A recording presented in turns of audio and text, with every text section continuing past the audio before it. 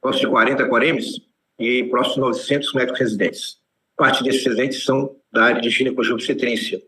Esse curso é um curso de reprodução assistida, exatamente indicado para esse grupo de residentes da ginecologia e obstetrícia. E também é aberto aos médicos de Goiás e do Brasil. Hoje, então, aqui recebendo o Dr. Walter Costa Borges. O Dr. Walter Costa é médico, especialista em ginecologia e obstetrícia, e também com área de atuação em reprodução assistida, dedicação plena em reprodução assistida.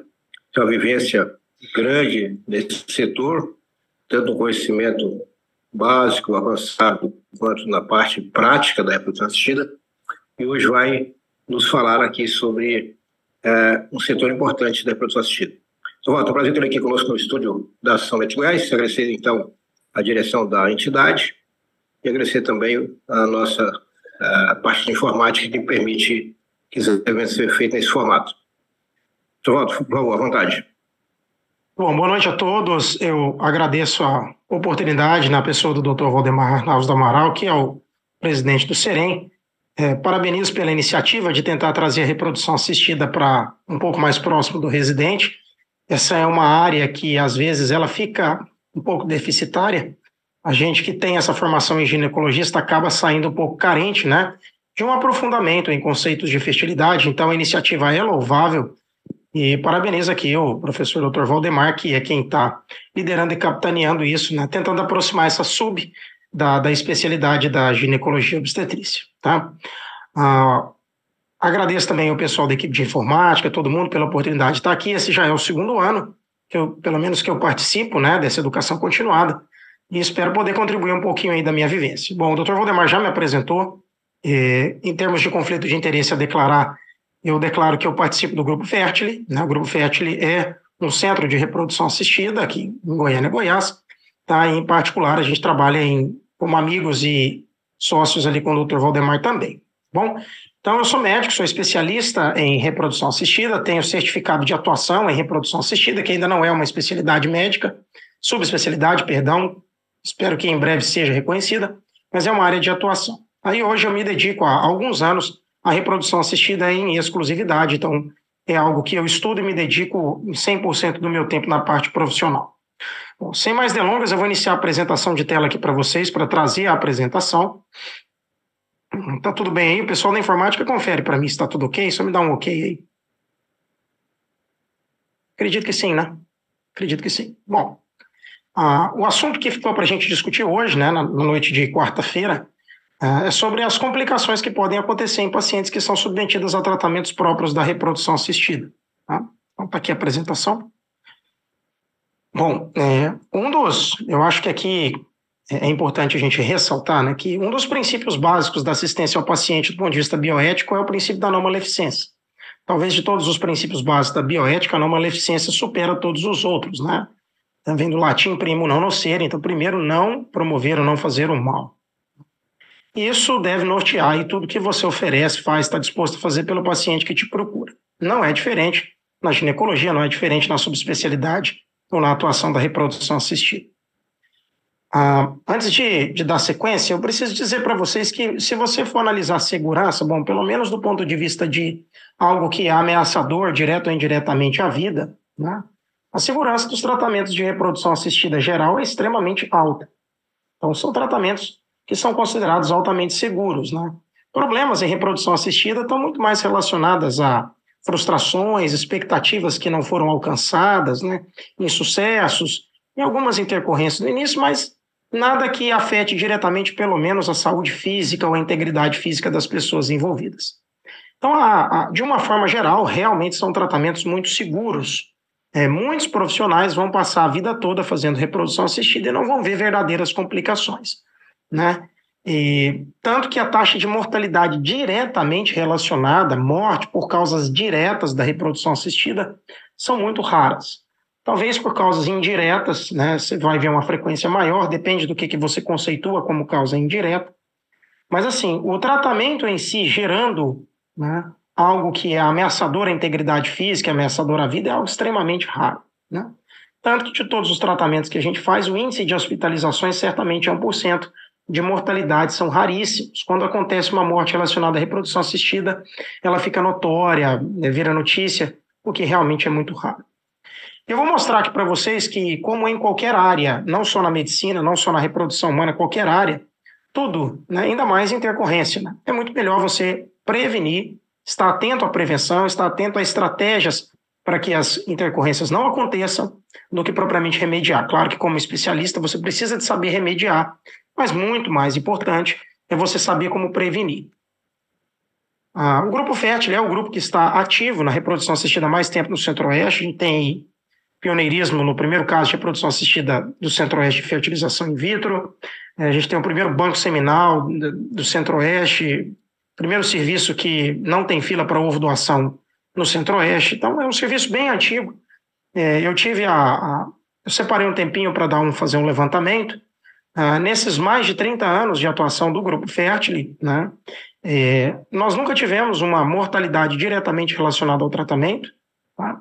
As taxas de hospitalização diretamente relacionadas ao tratamento são muito baixas, né, então segue a casuística mundial. E a taxa de internação em CTI também muito baixa.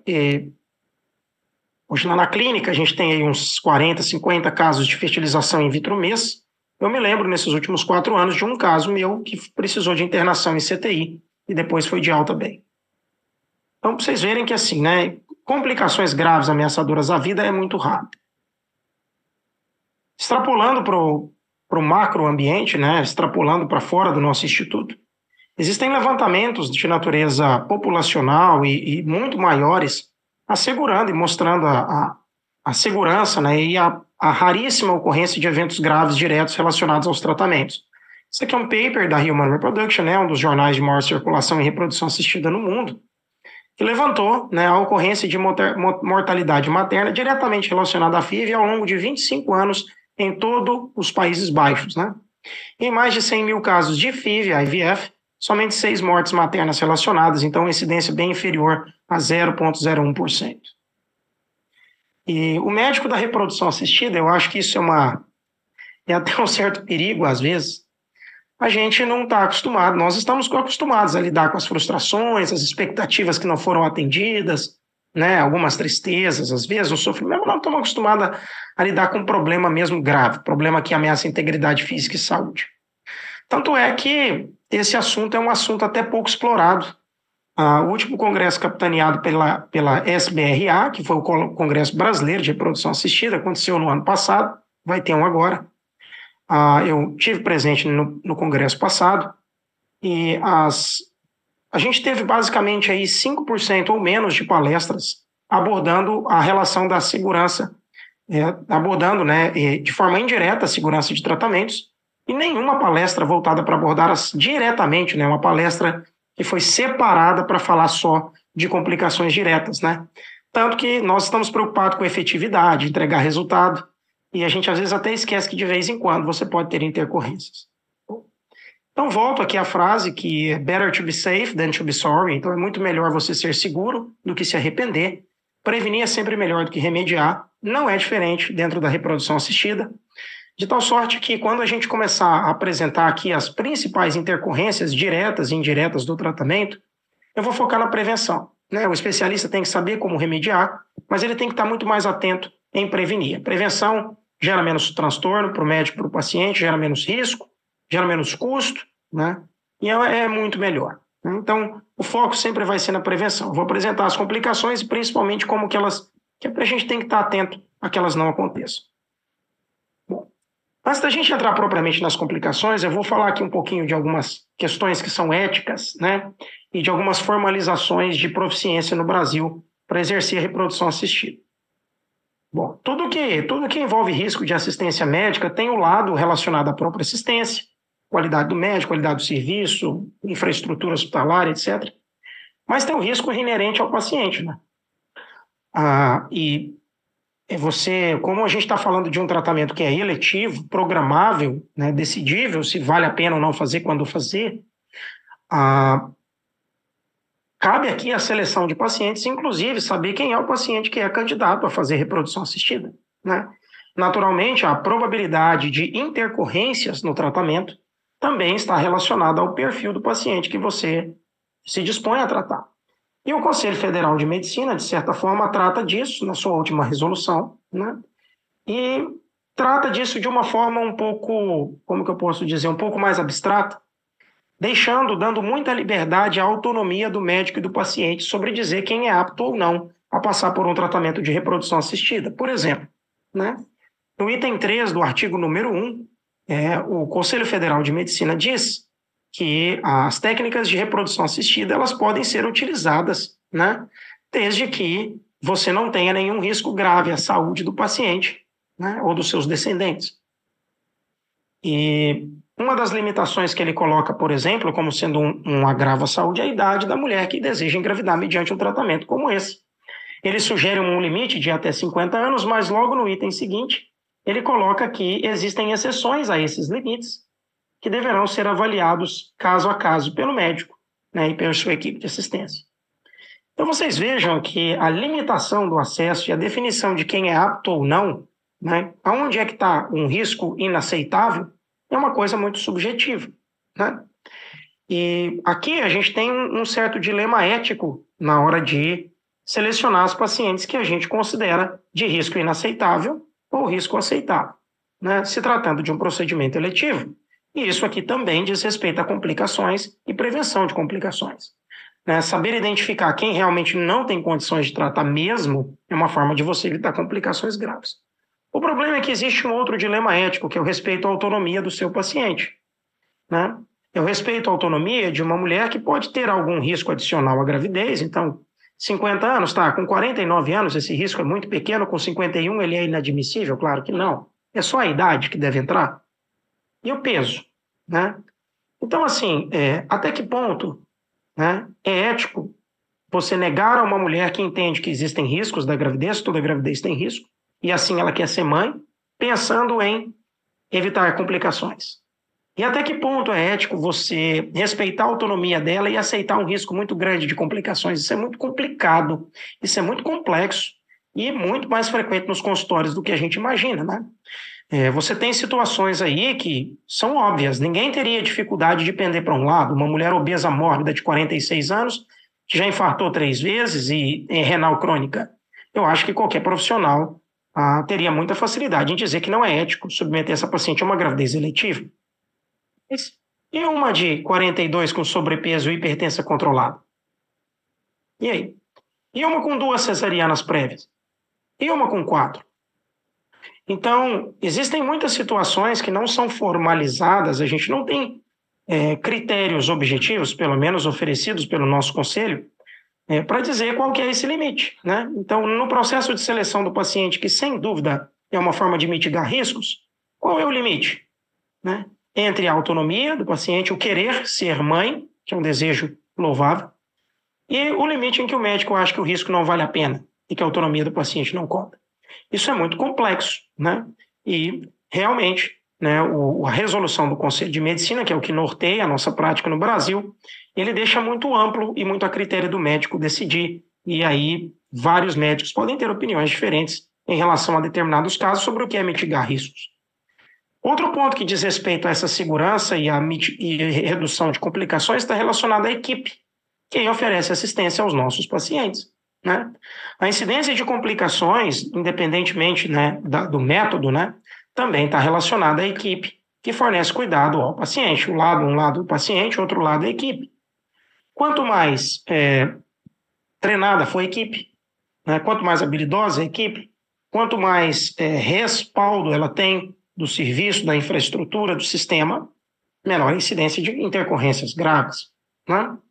Então, do lado do treinamento dos profissionais envolvidos, né, a reprodução assistida foi reconhecida como área de atuação a partir de 2017 pela MG Febrasgo, e já em 2018 eu tive a oportunidade de participar desse grupo, teve a primeira prova, né, para obtenção de título de área de atuação em reprodução assistida, né? Esse título, que é conferido, né, pela MB Febrasgo, ele reconhece profissionais que têm alguns pré-requisitos anteriores como sendo a área, como tendo área de atuação em reprodução assistida, e você protocola um RQE específico no Conselho de Medicina. Isso aqui é uma transcrição, tá, do edital do último concurso, que foi 2022, E atualmente, né, as nossas entidades, né, principais reconhecem que o indivíduo ele tem algum grau de proficiência quando ele é especialista em ginecologia e urologia. Eu estou colocando aqui da gineco porque é da nossa área, tá? E quando ele fez ou um R4 de reprodução assistida certificado pelo MEC, ou quando ele fez em algum serviço pelo menos 30 ciclos de fertilização in vitro. Então, um ginecologista e um urologista que fez até 30 ciclos de FIV e tem o diretor técnico assinando isso, ou, né, que fez um R4 em reprodução assistida, tem alguns R4s que não chegam a fazer 30 casos de FIV por ano, mas né, para as nossas entidades esse indivíduo já pode ser reconhecido. E esse indivíduo, né, a questão, esse profissional, ele já é um profissional que alcançou um grau de expertise suficientemente bom para que as intercorrências relacionadas ao cuidado dele sejam as mínimas possíveis? Será que cada clínica, cada serviço deveria ter as suas próprias metodologias de definir proficiência, de liberar o profissional para fazer sozinho uma coleta, uma transferência, né? Então ficam aí todos esses questionamentos, porque tudo isso também está relacionado à prevenção de complicações em reprodução assistida. Bom, falando especificamente agora das complicações, e eu lembro a vocês de novo que o mais importante não é saber tratar, é ficar atento à prevenção, porque a prevenção é a nossa oportunidade de ter menos risco, né? Tem que saber tratar a complicação, mas principalmente ficar atento à prevenção. As complicações da reprodução assistida podem ser divididas entre diretas. Diretas são aquelas que você pode atribuir ao cuidado específico da FIV a complicação. E indireta, né, que você não vai atribuir diretamente a alguma intervenção da FIV, mas algo que vem em decorrência da fertilização in vitro. Seriam as complicações indiretas. Bom, de todas as complicações diretamente relacionadas aos tratamentos, disparado aquela que tem potencial de gravidade é a síndrome de peristímulo ovariano. E ela precisa de ser a nossa preocupação maior. Essa é a grande preocupação do médico que faz reprodução assistida, principalmente aquele médico que faz fertilização in vitro e faz um volume grande de fertilização in vitro, porque essa complicação ela é disparado de todas as outras que eu vou mostrar de complicações diretas, disparada, ela é muito mais frequente e que com mais frequência, em números absolutos, pode produzir formas graves, né?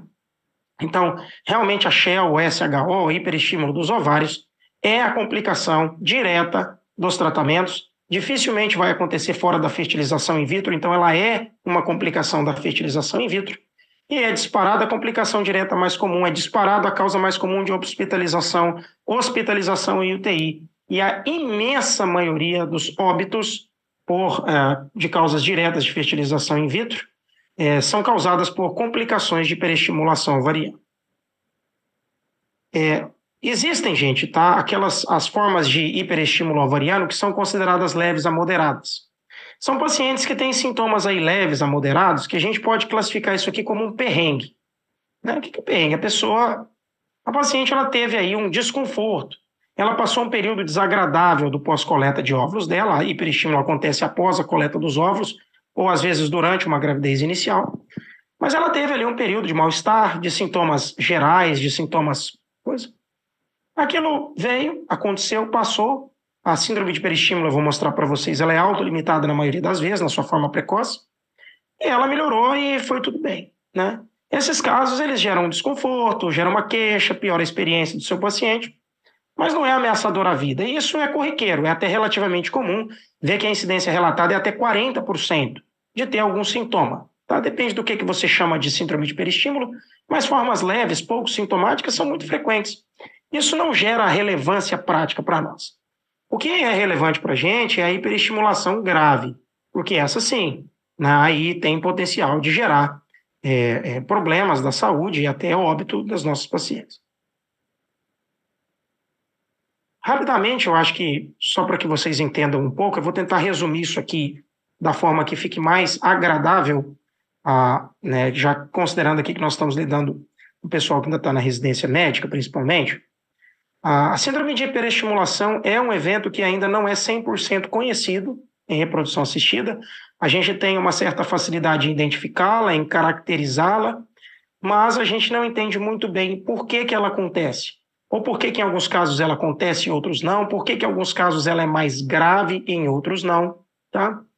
Mas assim, ela provavelmente envolve mais de um fator, envolve questões que são pessoais, deve ter alguma suscetibilidade, escolha de remédio, enfim. Mas a síndrome de hiperestimulação ovariana é um estado é uma resposta inflamatória sistêmica exagerada que acontece em pacientes submetidas a um fármaco chamado HCG. Na verdade, é um estado, né, de aumento de inflamação sistêmica, aumento de hiperpermeabilidade vascular sistêmica, em resposta à presença do HCG. O HCG não é necessariamente o HCG que a gente administra como fármaco, mas pode ser também o HCG produzido pelo sincistotrofoblasto em uma gravidez inicial advinda do tratamento de fertilização. Então, o que acontece no SHO? Quando essas mulheres, e geralmente essas mulheres são mulheres que foram submetidas a um tratamento de fertilização in vitro, geralmente são mulheres que tiveram uma resposta muito grande às medicações que a gente usa em fertilização in vitro, responderam com muitos folículos, colheram muitos óvulos, e essas mulheres, depois da coleta de óvulos em algum momento, em função da exposição do HCG, a gente acredita que o HCG seja o mediador da síndrome, elas desenvolvem uma verdadeira resposta inflamatória sistêmica. É uma resposta inflamatória sistêmica, como uma sepse, como uma CIRS, pode ter mecanismos e manejos diferentes, mas ela é muito parecida. Então, essas mulheres liberam uma grande quantidade de substâncias pró-inflamatórias e vasodilatadoras sistêmicas, tá? Que geram um estado de aumento de permeabilidade vascular difusa. Essa permeabilidade vascular difusa pode chegar ao cúmulo, ao ápice, e gerar um verdadeiro choque de distribuição, um choque distributivo. Então, o que acontece? A paciente, mediante exposição ao HCG, ela tem aumento da permeabilidade geral. E um evento de sequestro de líquido constante, progressivo, acelerado nos primeiros 2, 3, 4, 5 dias e depois vai diminuindo, gerando uma migração do líquido intra para o extravascular, uma exsudação, né? Essa exsudação pode ser uma exsudação leve, ela tem algum grau de derrame, ela tem algum grau de ascite. Ressalta-se aqui que o aumento da permeabilidade nas membranas serosas que recobrem o abdômen, peritônio e a pleura é particularmente ainda mais intenso, principalmente o abdômen, né? Então, essas pacientes, elas têm uma tendência de sequestro de volume do intra para o extravascular. E em maior ou em menor grau, isso pode acontecer, gerando os diferentes fenótipos da síndrome. Se isso aqui acontecer de forma leve, ela vai ter ali um pouquinho de ascite, né? Pode ter algum grau de desidratação, que ela corrige hidratando em casa, né? Pode ter aí algum grau de desconforto abdominal, né? Ela pode ter algum grau de constipação, edema e melhora. O problema é quando o processo de extravasamento do intravascular para o extravascular é muito grave. Ele é refratário à hidratação oral, tão grave que ele pode ser refratário à hidratação parenteral. E aí o seu paciente, né, pode desenvolver um estado de desidratação. O paciente está encharcado e desidratado gravemente. E aí, com o avançado estado de desidratação, né, os sintomas ficam mais graves: hipotensão postural, lipotímia síncope, taquicardia mantida, taquicardia reflexa ou sustentada, né, hipotensão verdadeira, que vai evoluir em estados mais graves ao choque distributivo. Elas podem desenvolver ascite, né, com muito sequestro de líquido, derrame pleural com desconforto respiratório, que pode ser pela própria ascite, pode ser edema, né, edema de parênquima pulmonar, pode ser por derrame pleural volumoso, tá? E tem paciente que precisa de drenar, precisa fazer cudocentese, precisa fazer toracocentese.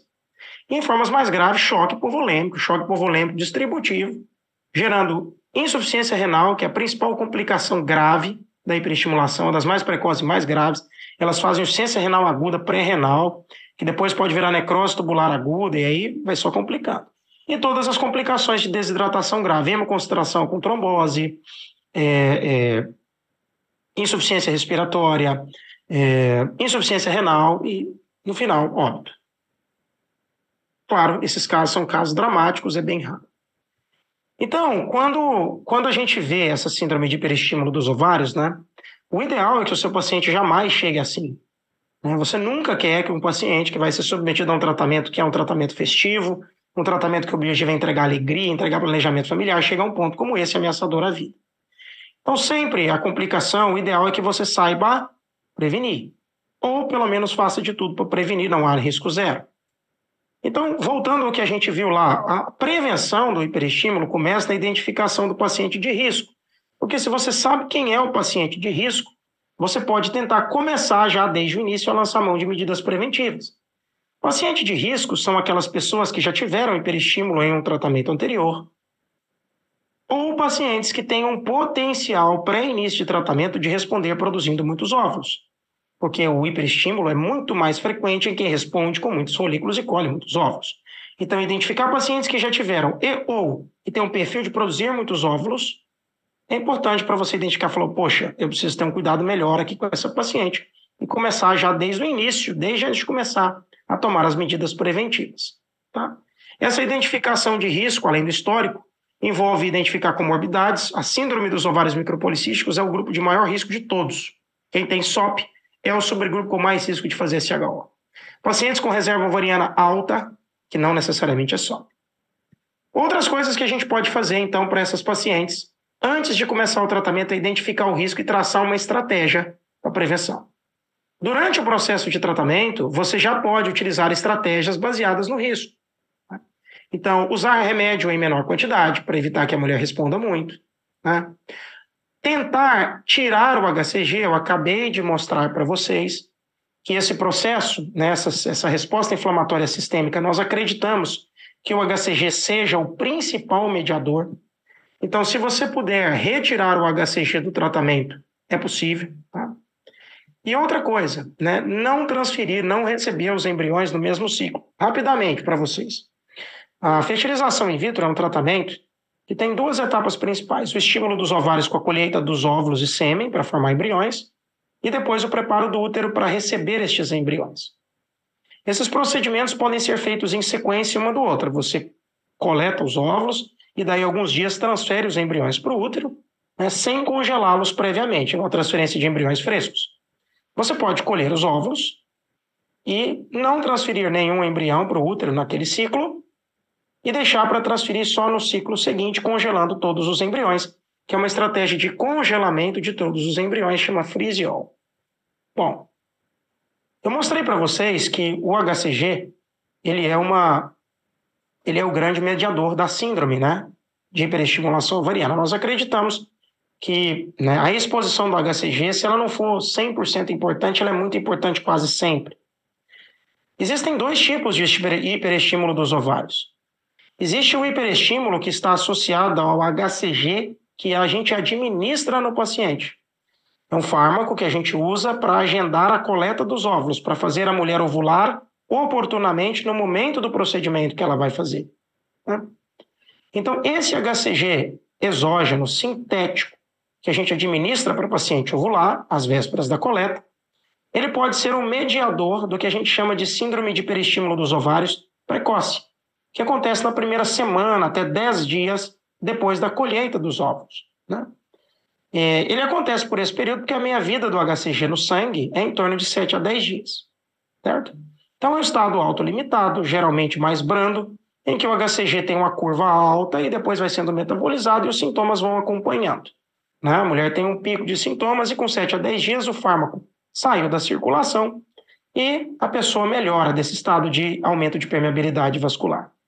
Porém, se a mulher colhe os óvulos, transfere e engravida, ela vai começar a produzir no sincício trofoblasto HCG natural. Só que o HCG natural agora, ele não vai ser autolimitado. Ele vai começar a aumentar. Dobrar, né? A cada 48, 72 horas. E vai aumentar cada vez mais. E vai aumentar cada vez mais, cada vez mais, cada vez mais, e cada vez mais ela vai ficar pior. Essa é a hiperestimulação dos ovários tardia. É aquela mulher suscetível que engravidou a fresco em função do tratamento. Infinitamente mais grave, infinitamente mais raro, bem mais raro, porque hoje, quando você tem qualquer isso, você congela os embriões, e de manejo muito mais complexo. Porque não é esperado que a pessoa melhore com 7 a 10 dias, ela só vai piorando. É dramático. e talvez caiba até a, né, discussão da interrupção eletiva da gravidez nesses casos, para preservar a vida da mãe. Tá? Então, é um cenário muito, muito, muito, muito dramático. Então, essas estratégias, né, identificar essas pacientes de risco, você pode fazer já durante o tratamento essas estratégias, usar menos remédio, não usar o HCG para colher óvulos se for possível, não transferir os embriões para evitar que ela tenha o hiperestímulo tardio em função da gravidez, do HCG natural. Então, isso aqui ó, é uma avaliação ultrassonográfica, eu acredito que todo residente, durante a residência, deveria aprender a fazer. É algo extremamente prático, importante para a vida de vocês, independente de fazer ou não reprodução assistida, que é saber avaliar a reserva ovariana, né? Então, isso aqui é um exemplo sistemático de um ultrassom feito para contar os folículos antrais, que são essas bolinhas pretas que vocês estão vendo, dentro dos ovários. Essa aqui é uma avaliação simples que você faz no consultório, com uma curva de aprendizado relativamente curta, que nós utilizamos como uma das ferramentas para tentar identificar pacientes de risco e aplicar todas aquelas medidas que eu expliquei. Diminuir remédio, tirar HCG, não transferir os embriões a friso. Alguns artigos, né, esses conceitos que eu trouxe para vocês são conceitos bem batidos dentro da reprodução assistida, para quem faz direto já conhece isso bem, tá?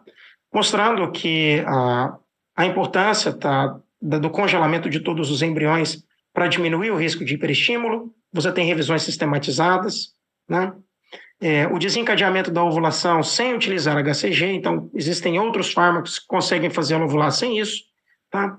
E para que você consiga diminuir o risco de hiperestímulo, né? Relatos de clínicas que não tiveram mais síndrome de hiperestímulo grave, fazendo todas as medidas acima. Eu não sei se existe risco zero, mas é possível que o risco caia muito. Então, mostrando aí algumas corroborações bibliográficas do que eu mostrei antes.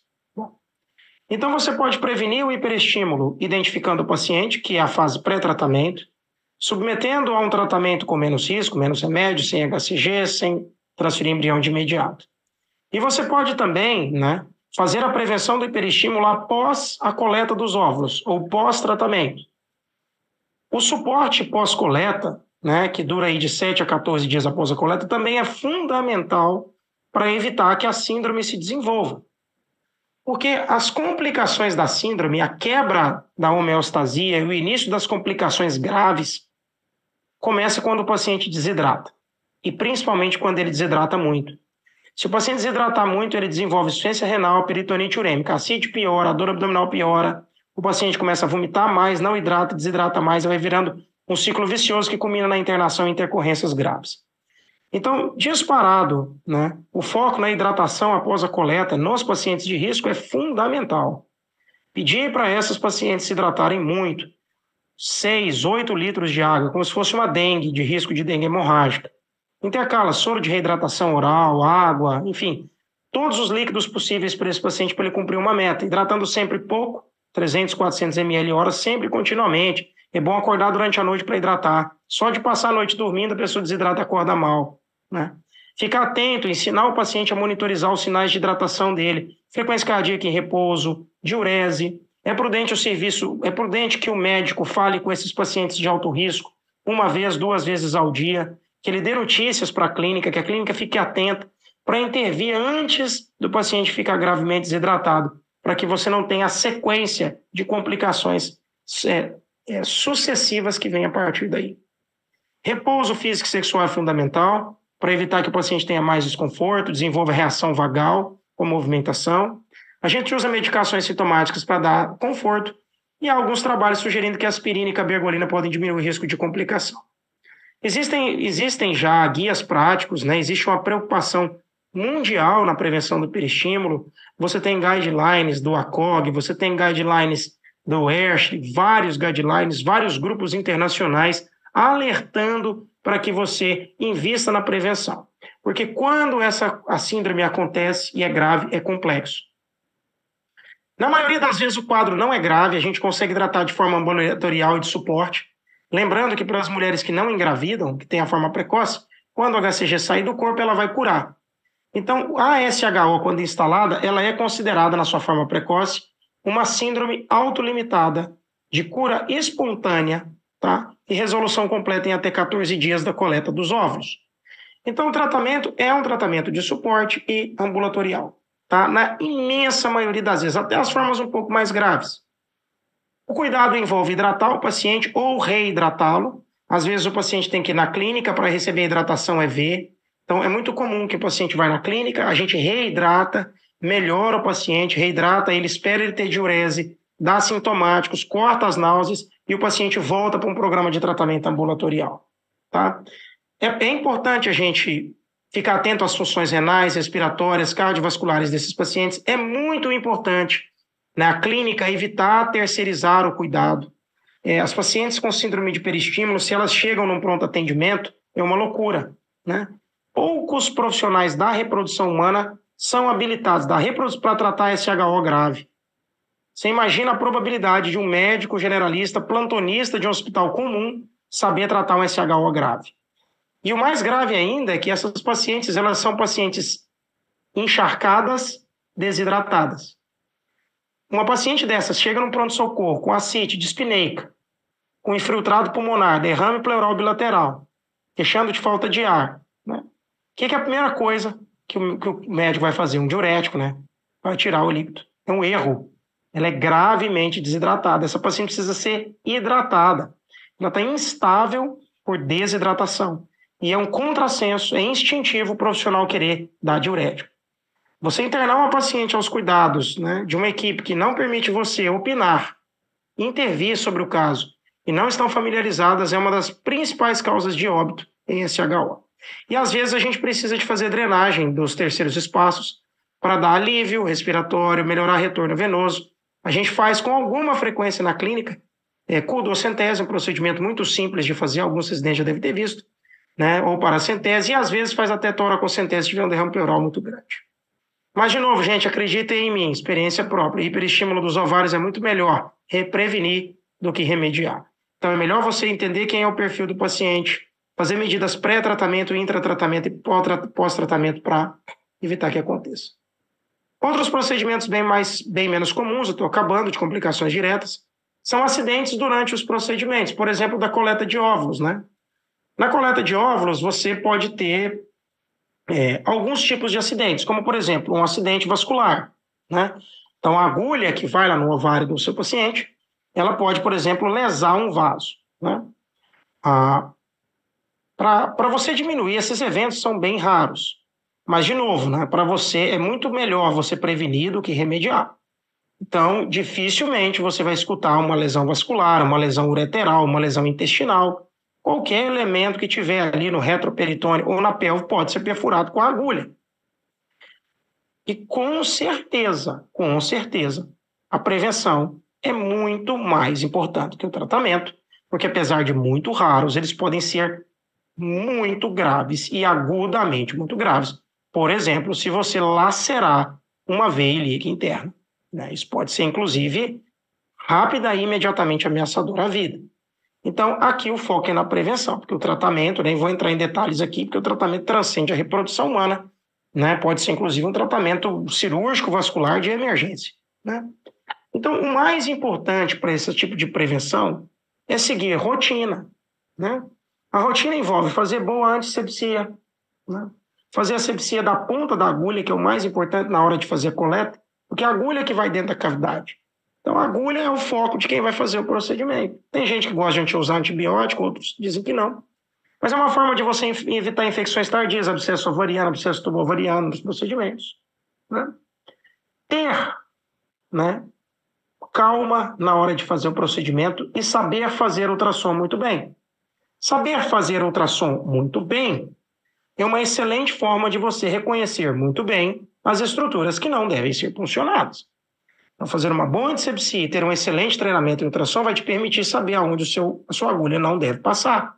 Fugir dessas estruturas, né?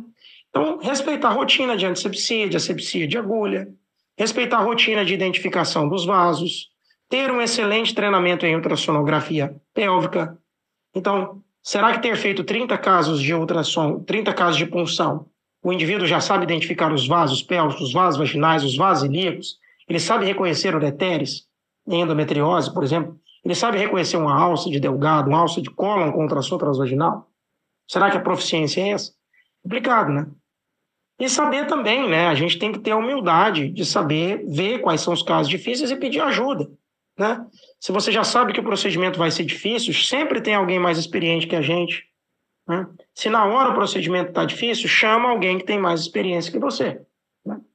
Então, eu acredito que isso aqui é um checklist básico, né? Para tudo que a gente vai fazer. Seguir rotina, seguir protocolo. Na coleta, fazer antisepsia, fazer asepsia, cuidado com a ponta da agulha. Ter proficiência, ter bom treinamento, saber fazer ultrassom pélvico bem feito, saber mapear endometriose, isso pode levar tempo, saber antever casos difíceis e não ter a humildade de pedir ajuda se você antever um caso difícil. Eu faço isso com alguma frequência nos procedimentos e nem se tiver difícil na hora também. Então, as complicações durante a coleta de óvulos são essas: acidentes vasculares são muito raros, punção de ureter intestinal são raras, infecções tardias também. Nas transferências de embrião, inseminação intrauterina, gente, é muito, muito, muito raro você ter algumas intercorrências como perfuração do útero ou falso trajeto. Eles são muito raros, porque hoje a gente usa catéteres maleáveis. Então, o catéter ele não tem resistência, por exemplo, de uma vela de Hegar ou algo, um esteroscópio, para perfurar um útero, fazer um falso trajeto grave. Isso é muito, muito, muito, muito raro. Dificilmente você vai ver. Muito. Hoje a gente faz tudo supervisionado com ultrassom, que diminui ainda dramaticamente. Então, um bom ultrassom, né? O uso de catéteres maleáveis, que hoje é a rotina no serviço do mundo todo. Você está atento aos casos difíceis de trabalhar em equipe, são formas de evitar. Então, essas outras complicações são muito raras, principalmente da coleta de óvulos, tem que ter atenção. Gente, por último, né, quando a gente considera as complicações indiretas, as diretas nós falamos, eu acho que a complicação indireta relacionada aos tratamentos de reprodução assistida, né, a complicação indireta mais frequente, mais relevante é a gemelaridade. Vocês que estão aí na obstetrícia, fazendo residência, vocês sabem que gemelaridade tem uma incidência de intercorrências muito maior, traz preocupações de saúde individual e de saúde pública, né? E, infelizmente, os tratamentos de reprodução assistida aumentam o risco de gemelaridade, tá? Então, realmente, essa gemelaridade é a complicação indireta mais comum do tratamento. E nós, como médicos assistentes da reprodução assistida, a gente tem que estar atento à redução da incidência de gemelaridade, que é a principal complicação direta, e há formas de reduzir, tá? Lembrando que o Conselho Federal de Medicina define expressamente que se a paciente engravidar de múltiplos embriões, 3, 4, 5, 6, é proibido, eticamente, que se faça redução embrionária, né, que é o óbito assistido de embriões supranumerários. As gravidezes, né, as múltiplas, podem acontecer na baixa complexidade, na inseminação, ou na fertilização in vitro, tá?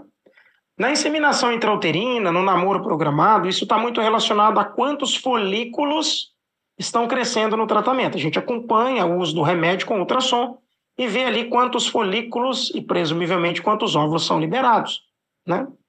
Como a gente não tem controle sobre quantos serão fertilizados, se um, dois ou todos, né? Você precisa de saber exatamente, durante essa supervisão a ultrassom, na inseminação, no namoro programado, quem é o paciente que está tendo folículo demais e que não deveria tentar naquele ciclo e cancelá-lo. Tentar um outro ciclo mais para frente com menos folículos.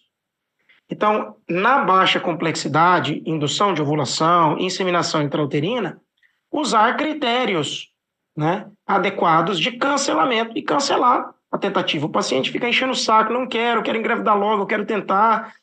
O médico não pode ceder, né, à pressão do paciente e cancelar. Ele volta para uma nova tentativa com uma dose menor no ciclo seguinte para tentar mitigar esse risco. Então, o critério, se você usa critérios adequados, não cede à pressão e cancela os ciclos que precisa, você vai diminuir muito a chance de gravidez múltipla, tá? Na fertilização in vitro, nós escolhemos quantos embriões são transferidos ao útero. Então, na fertilização in vitro, o número de embriões transferidos, o tipo de embrião também, vai definir a chance ou risco de gravidez gemelar. Então, na fertilização in vitro, né, a gente tem acesso exato ao número de embriões que a gente vai transferir. E limitando o número de embriões transferidos, a gente consegue também reduzir bastante o risco de gravidez múltipla e aumentar a incidência de gravidez única. E por incrível que pareça, tá, gente? A ocorrência de gestações de maior ordem, principalmente aquelas trigemelares, quadrigemelares, que às vezes aparecem por aí no noticiário, elas são muito mais comuns em tratamentos de baixa complexidade. tá? Então, até a gemelaridade, gravidez de 2, que é um pouco mais complicado, ainda é aceitável. Dramático fica de 3 em diante. Gravidez trigemelar, quadrigemelar em FIV, gente, hoje é raríssimo. É uma a cada 500, 600 casos para mais. Então, hoje, aquelas gravidezes de maior ordem são muito mais frequentes em tratamentos de baixa complexidade, que a paciente faz por conta própria ou não são devidamente supervisionados. Então, existem vários critérios mundiais, a OMS já se posicionou sobre isso, ela emite orientações expressas para cancelamento em tratamentos de baixa complexidade. O Conselho Federal de Medicina se posiciona e limita o número de embriões que são permitidos eticamente para serem transferidos em fertilização in vitro. Então, hoje o Conselho permite até 2 embriões em mulheres de até 37 anos, acima de 8 embriões, acima de 38 anos, até 3 embriões. Tá? Então, o CFM tem parâmetros objetivos nessas limitações. Tá? E no médico da reprodução humana, ele sempre quer produzir resultado mais rápido. Então, hoje, a gente tinha uma época que tinha que transferir muito embrião para entregar resultado hoje. A gente consegue, com técnicas de seleção embrionárias melhores, transferir menos embriões, diminuir o risco de gemelaridade e gerar alta performance em fertilização in vitro. Bom, gravidez ectópica é uma outra complicação indireta da FIV. O mecanismo não é conhecido. Existe um risco estimado de 1 a 2% não prevenível e talvez a melhor forma de você fazer o manejo é diagnosticar precocemente. Na FIV, a gente geralmente diagnostica porque a gente reconhece a gravidez bem cedo. Então, tem como a gente zerar o risco das coisas na reprodução assistida? Obviamente que não. Não tem como ser na vida e nem na reprodução humana. Tá? Porém, a gente tem como diminuir a incidência da ocorrência desses eventos. Selecionando bem, identificando bem os pacientes de risco, mantendo o treinamento profissional contínuo, por certificação, por continuidade. Né? O Grupo Fértil oferece educação continuada para os médicos parceiros. Né? A gente tem treinamentos todas as terças-feiras, são abertos também à população geral.